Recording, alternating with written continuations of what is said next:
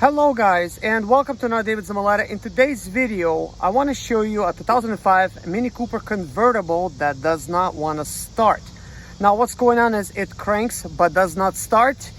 So let me show you how I did get it started. So first of all, we go here, and when your vehicle does not start, or it starts and then dies, one thing you could do is remove your mass airflow sensor. Unplug it, try to start again. If it starts up, great. Replace the mass airflow sensor and you're good. But this vehicle, as you could tell, here's the air box, here's the tube that's going here, does not have a mass airflow sensor. And look what else I found.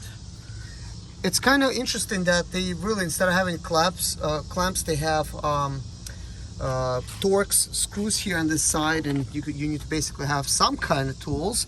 I don't have anything with me to get in there, so having this little hole here does help. Although this does need to be addressed. And then when you look at this, same thing. It's a special clamp that I know how to do, but most people, they don't know how to deal with this clamp. But anyways, guys, let me show you what's going on. So here we go. Let's crank this. This is all that's happening. Okay, guys, let's pour some starting fluid in here. That's all about how much you need. Kevin, follow me. So let's try to start it. Okay, so we're not hearing nothing. So basically, what is this telling me? You need air and you need fuel. We're not getting fuel. And the reason that I could tell you we're not getting fuel is that when we're actually putting starting fluid, it does start. That means that it's replacing your fuel that's inside of your gas tank with the fuel that's inside of the can.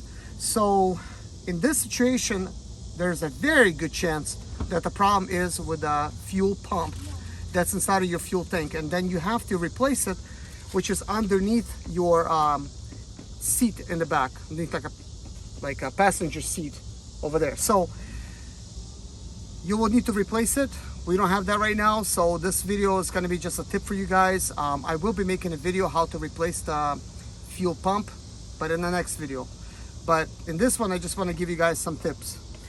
So anyways, guys, thank you so much for watching. Take care of yourself and subscribe to this channel, and see you guys in the next video. Bye-bye.